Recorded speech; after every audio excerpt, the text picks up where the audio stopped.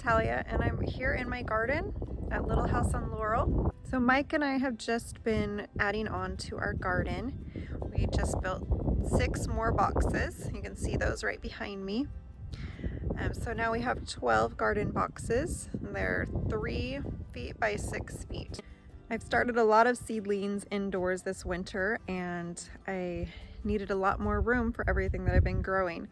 I have a spring garden that's planted, and I'm going to be planting a lot of these starts outside pretty soon. The weather's warming up here, so I'm looking forward to getting my summer plants in the ground.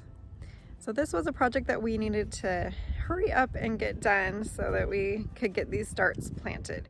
I love raised beds, and we have used them for almost 20 years at our different houses as we've moved over the years. There's so many benefits to raised beds. The first benefit is you have a lot more control over your soil. There's a special soil mix that I use that I took from the Square Foot Gardening book, and I'll share that with you in an upcoming video. But today we're going to focus on how to build these simple garden boxes. These can be done pretty inexpensively. The soil is going to be the most expensive part, but you can really, use any soil that you choose to use, and you can change out your soil later if you want to. Another benefit of raised beds is that you can use them almost anywhere. So you could place them on a driveway or a back patio. You can put them over grass and then just lay down cardboard and soil. And then another thing that I love about them is that there's a lot less weeds than when I've planted in just regular soil. You plant everything in the boxes, and then you have walkways in between where you can lay down landscape fabric and gravel or mulch, and that all helps to prevent weeds between the boxes. All right, well, I said that you can build these pretty inexpensively, so I just wanted to break down the cost for you. So for one bed, you need 6 cedar fence planks, and those are 6 foot long. In our area, cedar fence planks go for about $3.50. You also need wood stakes. These stakes are used to provide stability when you're building your box. So we place them in the corners and in the centers of the long sides. They also help to keep the box from moving when you stake it into the ground. You need 6 stakes per box, and I was only able to find these in a 12-pack, and a 12-pack is almost $6.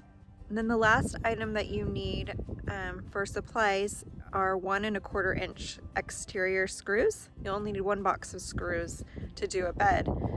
However, so the total for 1 box comes to $38. However, if you're building more boxes, like we built 6 boxes, then you can build for a lot less. For 6 boxes, we ended up spending about $127. And that's because for 6 boxes, you only need to get 3 packs of stakes because they come in 12 packs, and 2 boxes of the exterior screws. So there's not as much leftover waste, and you end up saving money. Now, if cedar is hard to find in your area or it's really expensive, there are a couple of other alternatives. You want a wood that is naturally rot resistant, so that you don't have to buy wood that's been treated with chemicals, because those chemicals can leach into your soil and then into whatever you plant in your soil. And if you're eating that, that's especially dangerous.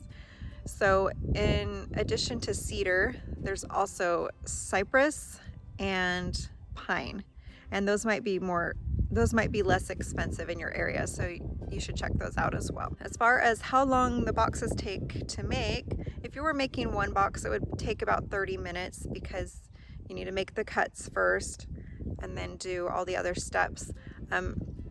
If you're building 6 boxes like we did, after my husband went and did all of the cuts, it took about 20 minutes to do each box. So we were able to get 6 boxes done in 2 hours after we had already made all of the cuts. The one other thing you need to build these boxes is an electric drill or screwdriver. A drill is just a little bit stronger than a screwdriver, and you're able to also use it to pre-drill holes before you put in the screws, which is highly recommended. All right, so I'm gonna walk you through how we built these boxes. Like I said, you're first gonna start by making your cuts. So if you have 6 cedar fence planks, you're going to need 4 of those for the sides, and then you'll take the other 2 and cut those in half. And those halves will be the ends of your boxes. We also made cuts to the tops of our stakes. We took off a few inches on those so that we wouldn't have to drive them down into the ground as deep. So that's kind of up to you. You can also try to find stakes that aren't quite as long, or you can choose to not use stakes and just use strips of wood. It's completely up to you. And if you are going to put these garden beds on a cement patio or something like that, then you don't want to have stakes. So you would just use strips of wood.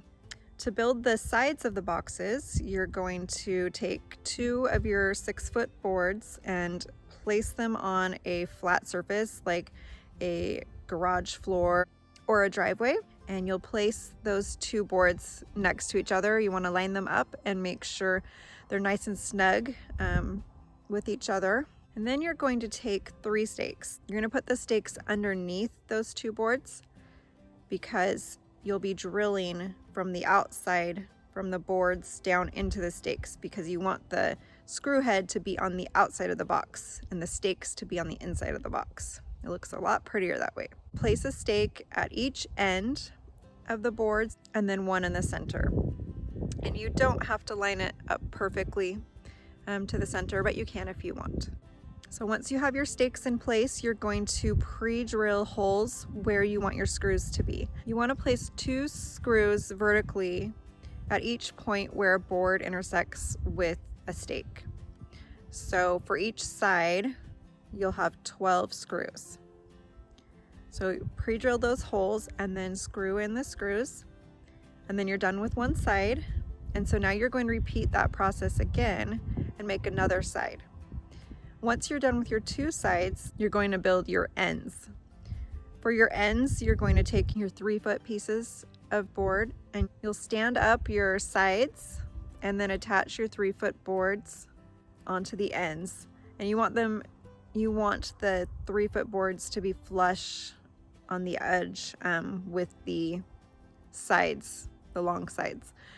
You'll pre-drill your holes. You're gonna do screws at each point where a board meets a stake. So for the ends, there won't be a center section. There'll just be the 2 sides where they meet the stake. I hope that makes sense. So you're going to have 8 screws on each end. Once your raised garden bed is complete, then you need to prepare a place for it. If you're planning on putting it on ground, then you'll need to get rid of any weeds or grass, any large rocks, and then you're going to level the ground. I used a landscape rake to level our ground, and that works pretty well. Just takes a little bit of muscle. After you've leveled it, then you're going to measure. I like to have 3 feet between each box, so the walkways are 3 feet wide. It looks really nice, like an English garden almost. So if you want to do that, then you'll measure 3 feet, and then I used large rocks to mark where I'm going to be placing my boxes. After measuring, you're going to bring out those boxes and place them where you've put your markers. Now remember, we have the stakes, so the stakes are going to go down into the ground. If you have a sandy area, that's going to be pretty easy to push them down into the ground. For me, we live in a very rocky area, which is a huge reason that I did the garden beds again, because it wasn't ideal for planting. There's so many rocks. So the rocks also make it hard to get the stakes into the ground. I did use a shovel and just went back and forth and dug where the stakes were at until I got it down far enough that the box was level. And then I remeasured because they moved around a little bit during that process, and I did have to move some of the boxes back and forth to get them lined up just right. But it was worth it in the end because I think my garden looks beautiful.